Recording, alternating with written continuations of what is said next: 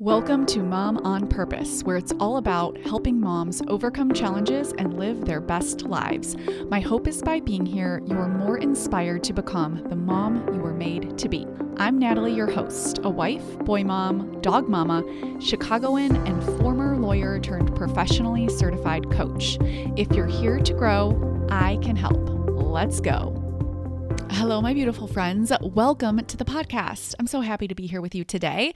Today's going to be a fun one. I'm going to be talking about my favorite habits, routines, and mindsets as a mom of 3. I don't know what it is, but I look back at photos when I had my first son, and it feels like I have lived 3 lifetimes since then. And for those of you who are new and don't know, I had 3 boys in 3 years. So my kids are little, and I love them and I love this journey and I love being a mom. I love all of the things. And it is crazy, the journey of motherhood and the growth that has happened in my life from just 3 or 4 years ago. When I think back to first getting pregnant, it's just mind blowing the amount of growth that can happen in such a short amount of time. I recently reread a business book called 10X is Easier Than 2X by Dan Sullivan and Dr. Benjamin Hardy. And I was thinking about my life and how I 10X'd my personal life in a 5-year period. I mean, I went from single to married to having 3 kids within 5.5 years. Isn't that amazing? Now, you have to be careful to whom you listen to, because some people might say that's rushing it, that's, too fast or something like that. But you want to just notice the results that people have and that most people follow. It's a very slower paced type of lifestyle. And I'm just not about that. Now, I'm all about being slow and taking my time and being calm. I'm not talking about energy here. I'm talking about results. Like, I don't want to be working on results for a really long time that I want. That's why I love the title of this book. It's 10X is Easier Than 2X. And Dr. Benjamin Hardy actually talks about how he 10X'd his personal life and I think had 6 kids, some I think through adoption, some naturally, in a really short amount of time as well. And I was just thinking about how that reframe of my personal life to, oh yeah, I 10X'd it, is just so motivating, because it's how I do everything and how I want to do everything, because that's how I can create new and different results that I want in my life. I always have content ideas. I'm always wanting to help and feeling inspired because I'm living in the transformations that I'm creating for myself. So most notably, recently, I lost 50 pounds. Isn't that amazing? Can you believe that? I lost 50 pounds in 4 months after having my 3rd baby. There was something about that 3rd pregnancy, my friends. It was my hardest.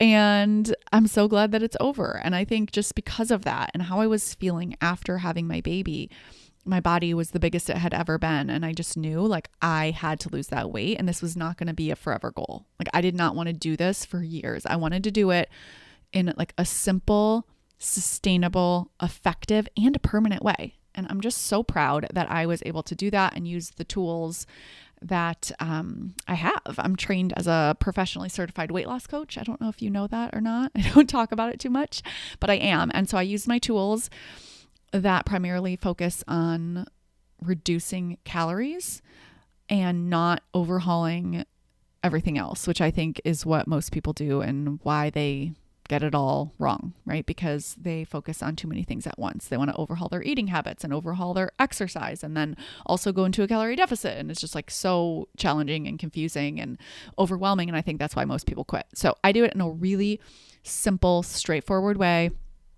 And I'm really proud that I was able to do it this time around in a way that felt aligned with my life as a mom, as a wife, as a homemaker, and having 3 littles and being postpartum. And it's just really awesome. So I did create a mini course documenting my journey of this. And I'm selling it right now alongside the mini course on overcoming perfectionism and embracing calm and joy in motherhood. So if you go on over to momonpurpose.com, you can just click on perfectionism course. Or if you want, you can type in momonpurpose.com/mini course, and you will get all of the details there about the course. And at the bottom, you can check that you want to add on the How I Lost 50 Pounds in 4 months after having my third baby. And you can get both there. Something I'm really proud of, excited to get out to you all. And it's not a prescriptive course of what you should do. Instead, it's just my story and my journey. And the same thing goes for the perfectionism mini course.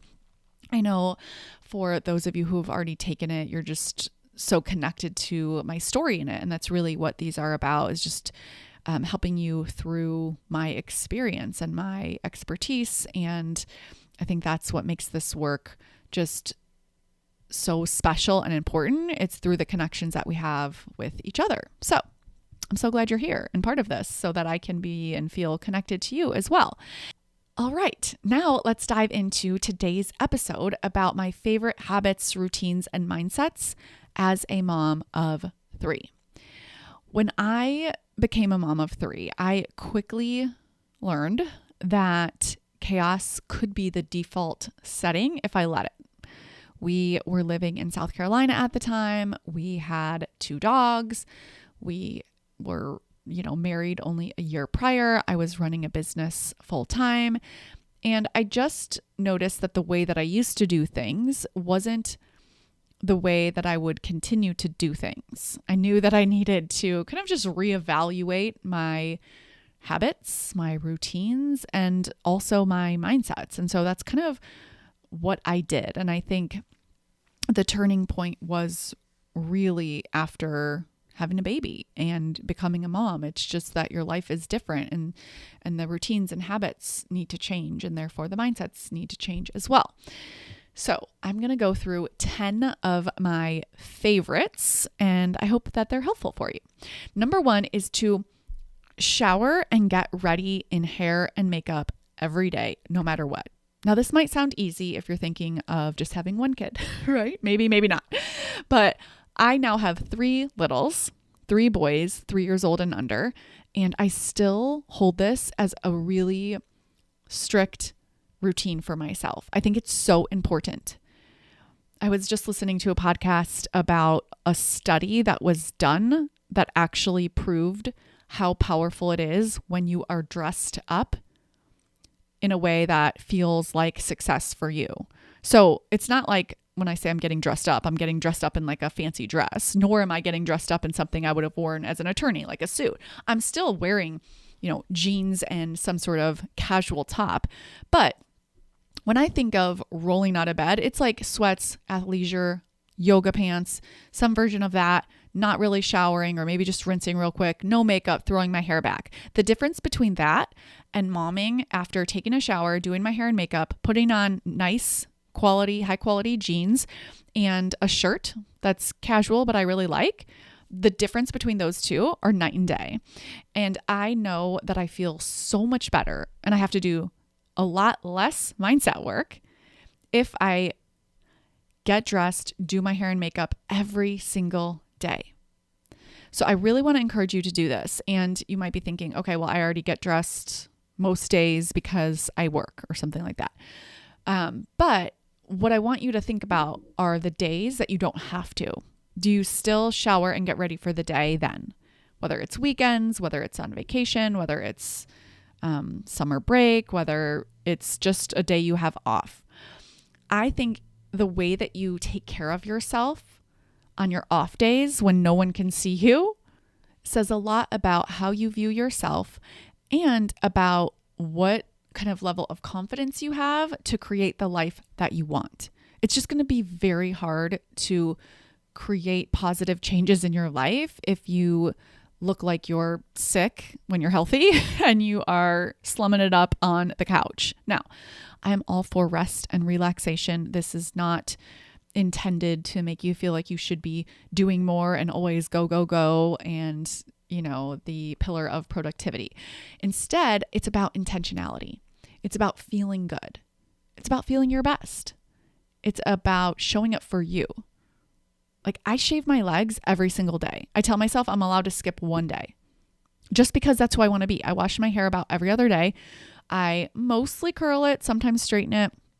I put on at least some bare minimum makeup. And this is no matter what. Most days, no one sees me. Some days people do. Some days I have my calls inside the Mom on Purpose membership. And sometimes I go out into the actual real world, but it doesn't matter. I want to get dressed for myself. I really treat being a mom like a high performance job. So when I'm getting dressed for a role that is a high performance job, it's not, rolling out of bed and putting on the next pair of sweatpants. I want to perform at my highest, not in an exhausting way, in a really fulfilling and energetic way. And so, number 1 is to shower and get ready daily. Number 2 is to use a calendar, not a to-do list. Oh my word, my friends. I taught the most amazing time management course inside the Mom on Purpose membership in the month of March that you can get if you join right now. You have to get in there and get it because it's just amazing. What I will say for this specific point is that your brain responds to a to-do list out of urgency because it can't conceptualize where everything goes on the to-do list in real time. So it thinks, oh my gosh, I have so much to do. That's pretty much the default when you see a to-do list. You can't see, okay, this is going to happen today, this tomorrow, this the next day, and we're going to go out 2 weeks with this to-do list. Right? And what happens then is that more things get added to the to-do list. So you're always acting in scarcity. You've got to stop using a to-do list and instead use a calendar. Put everything on your calendar. The only list I ever make, ever, is my grocery list. That's it. And I do that on an app or like on the Reminders app on my iPhone, and my husband and I share that list. So he's on it and I'm in there, and we can both add food throughout the couple days before we need to go back to the store. And that's the only list that I make at all. Otherwise, I'm always using a calendar. And this includes appointments and events. It also includes tasks. It also includes anything that I don't want to remember because I want to use my brain at a really high level. I don't want to have my brain having to remember things that I could just put on my calendar. So use a calendar, not a to-do list. Number 3 is to carve out playtime with no screens. I think this is one of the best kind of habits that you can get into as a mom of any aged child living in your home, whether they are teenagers or whether they are babies and toddlers. There's something so special about connecting with your kids, whether it's all of them together or just one-on-one, and your phone is put away. Their tablets or whatever are put away. The TV is off. There are no screens in sight. And I think that when you do this, you create so much more space for real connection. It can be that you are getting into their world and doing imaginative play and building forts if you are a boy mom like me, maybe. Or it might be that you go play outside with them and play a game, or I don't know, anything that gets into their world. I think it's a total game changer. Now, I wouldn't suggest them coming into your world. So I wouldn't suggest you inviting them to, make dinner with you or something like that, because that is something that really needs to be done for the family, and it will be connecting, hopefully, but it's just a little bit different than when you say, hey, child, I want to get into your world and do what interests you, and my phone is away and I won't be distracted. I mean, this can be for 5 minutes. It can be for 10 minutes. Of course, it could be longer, but I just think that having that intentionality behind this habit can really add up to big results in your relationship with your kids. I think we're so caught up often in the tools of parenting and the challenges of parenting that sometimes we forget. It's really just all about relationships with our kids, relationships that will extend far beyond their childhood. And I think it's important to remember that and cultivate good relationship skills throughout their time in our homes. That way it can extend when they leave the home. Okay, number 4. Think about being a mom like a high performance job. I alluded to this in number 1, but I want to expand on it here. I treat motherhood with the same respect and strategy and preparation that I gave any of my prior careers, specifically as an attorney and as a certified financial planner. So I have a plan. I have goals. I take a look at what's working and what's not. I adjust as needed. I know that we are better when we get out of the house every day, weather permitting, and assuming that we're all healthy. So I try to make that happen. I check the weather the night before and I come up with a plan for the next day. I make sure that I'm dressed. I hold myself accountable to having a good attitude. I think it's easy to just go with whatever your default brain comes up with when you are a mom because it's the home. But it's the home, my friend. You set the tone. You create the culture, just like if you were leading a company or leading a team in corporate and you managed employees. You would be responsible for having a good attitude and setting the tone and being the kind of boss that people want to work for. That's how I think about being a mom, and it is life-changing. It's not about perfection. In fact, I'm a big fan of making mistakes and repairing. Big fan of that. And it's okay if I feel negative emotion as well. It's not about hiding that and always being positive. But generally speaking, am I showing up with a good attitude? Am I feeling inspired? Do I have a plan for the day? Am I taking care and meeting my kids' needs? Yes, yes, yes, and yes, most of the time. Then I feel like I am living into being the mom who I want to be. And when I approach my days with this mindset, I am more prepared. I'm more patient. I'm more present. I'm more proactive.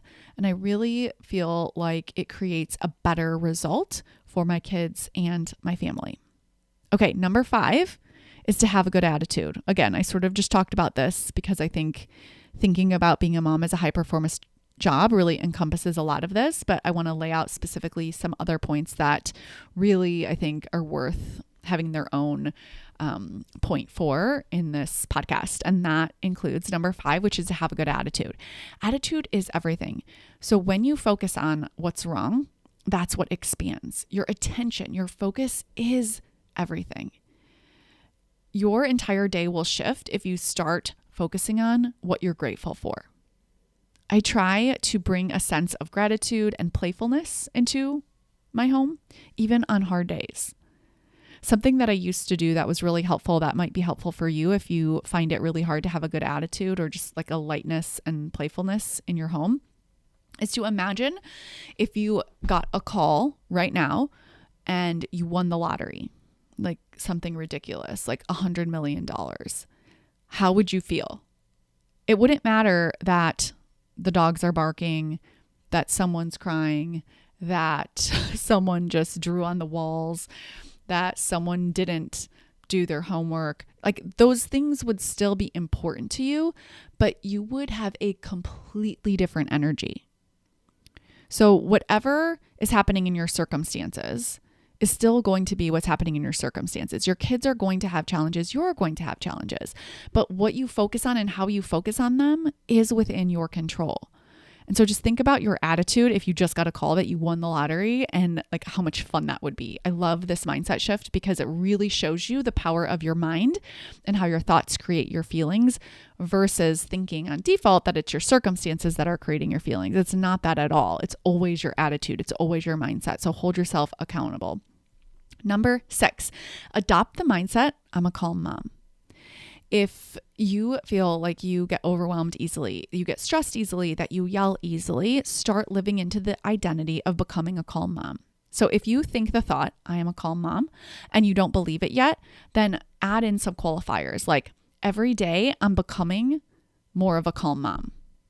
Every day I'm becoming more of a calm mom. Right now is an opportunity for me to practice being a calm mom. And repeat those thoughts daily, every day, all day, whenever you need them.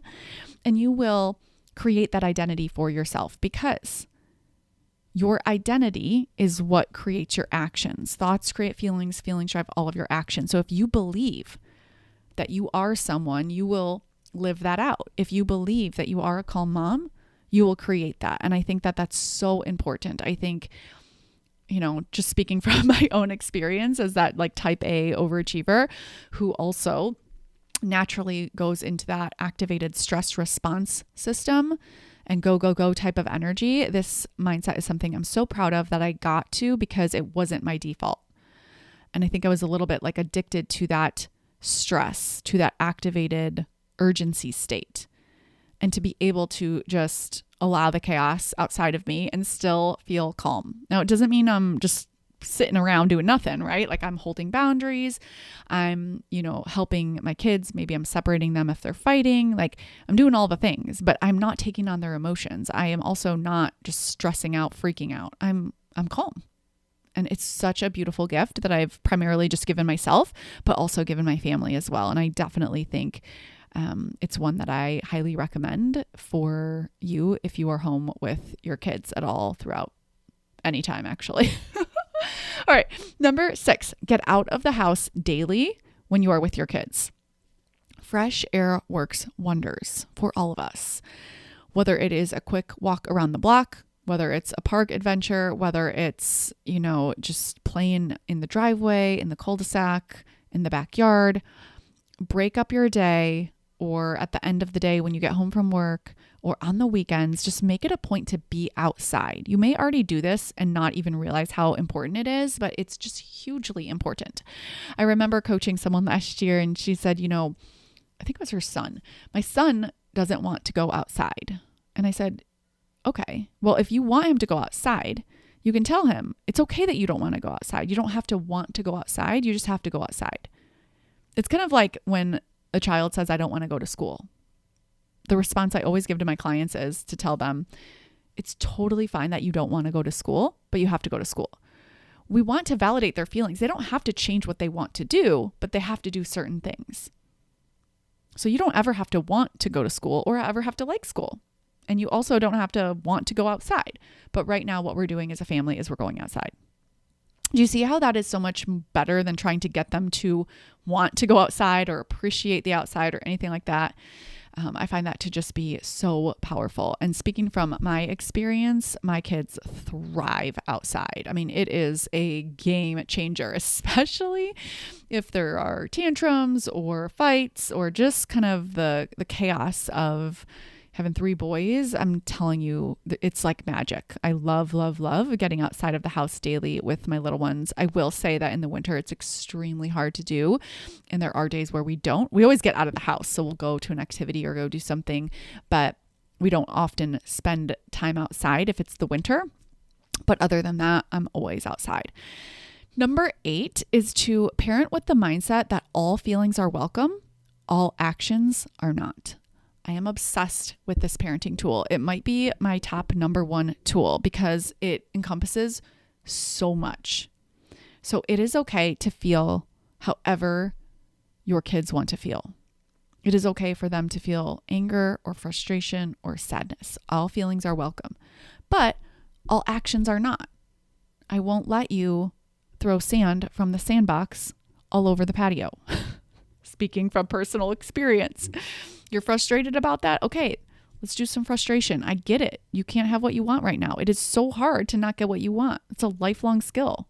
You're practicing right now. I hear you. And I can't let you throw sand. And if you're going to keep throwing sand, I have to remove the sand from you. Not because I'm mad at you, not as a punishment. I just see that you're having trouble with the sand. I'm always thinking to my kids, we're on the same team. And I'm practicing allowing their feelings with them, sitting with them in their feelings while still moving things along, but holding boundaries. And it's just like the best combination. All feelings are welcome, all actions are not. And when I parent from this perspective, it requires 0 use of punishments, but at the same time, still allows me to have rules and boundaries and feel connected and respectful of my kids by allowing them to feel however they want to feel. Number 9 is to untie your goodness from house chores. My beautiful friend, you are not a better mom if your house is clean. Did you know that? This is life-changing. Let the laundry sit. at least get to happiness or joy or calm or connection and then go do the laundry. Your kids are not going to remember if the laundry was done. They are going to remember your attitude and how they felt in your presence in your home. When you untie your goodness from your house chores and what's done in your home, you give yourself permission to feel positive emotions. You give yourself permission to feel happy and joy. And this is really what that perfectionism mini course is all about. So if you aren't in it yet, 10 out of 10 recommend it. Again, that's momonpurpose.com/mini course. And I will teach you all about how to actually do this. But it has been life-changing for me because I was someone who always tied my goodness to the outcomes. And I think we're naturally just taught this. And as firstborn, type A, high achiever, this is definitely my go-to identity.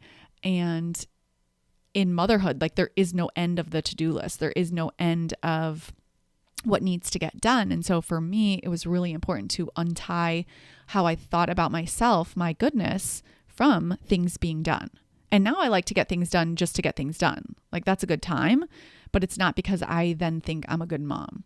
So there's a lot of self-validation that's required, but it's so worth it. When you do this work, my friend, truly, you will feel calm. You will feel more connected to your kids. You won't be so bothered by the everyday challenges. It is life-changing work. I truly can't imagine my life without it. The last habit, routine, and mindset that I want to share with you today is to have a structured routine even on off days. Structure isn't the enemy of freedom. In our house, it truly is the key to having freedom.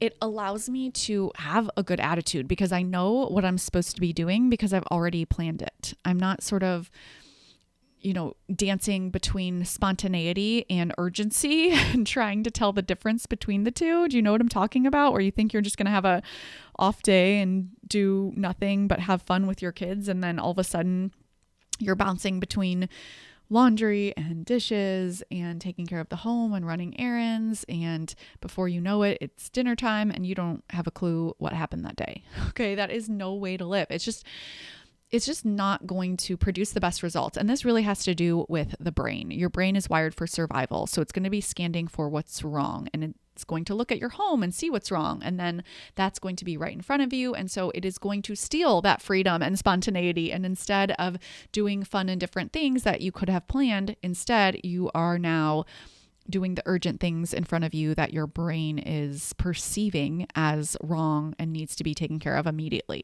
So interestingly, when you plan for activities or doing something fun, it creates way more freedom and I think connection with your family than if you otherwise left it to chance. So I'm a big fan of creating structure even on your off days, whether it's weekends or summer break, my friends. This can be a complete game changer. I know summer break is a really hard transition for so many moms in this community and going back to school. And I just want to offer to you that it doesn't have to be that way. There still will be a transition because it will be a different routine, but I 10 out of 10 recommend that you actually have a routine. It doesn't have to be complicated. It just needs to be intentional so that everyone knows what they should be doing at a specific time or at least in specific chunks of time, like getting ready for the day versus the morning half of the day versus lunchtime versus the afternoon half of the day. And then there's dinner time and then there's after dinner time and then the bedtime routine. So if you just think about your day in those chunks on the off days, how do you want to spend it? And thinking about this from a really clear mind will offer so many different ways for you to have fun and incorporate play and the spontaneity that you want. And maybe it's, activities that you haven't done in your city. We live in Chicago and I can't wait for nicer weather so we can take the boys downtown and do some fun things. And we definitely would not randomly choose to do that on an off day. We would, go grocery shopping and cook and take care of the house and maybe go to the park. Nothing wrong with that. There are those days too. But if you want to have a much more intentional experience of your life, I definitely recommend planning to some extent, having a routine on your off days. All right, my beautiful friends, thanks so much for being here. I'm looking forward to answering more of your questions. So you can always call in to me at 8333-ASK-NAT.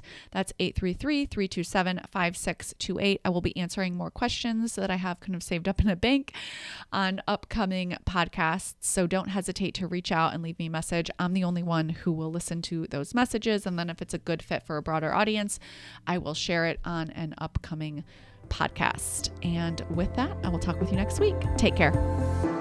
Thank you for being here and listening. Now head on over to momonpurpose.com/coaching to learn more about the Mom on Purpose membership, where we take all of this work to the next level.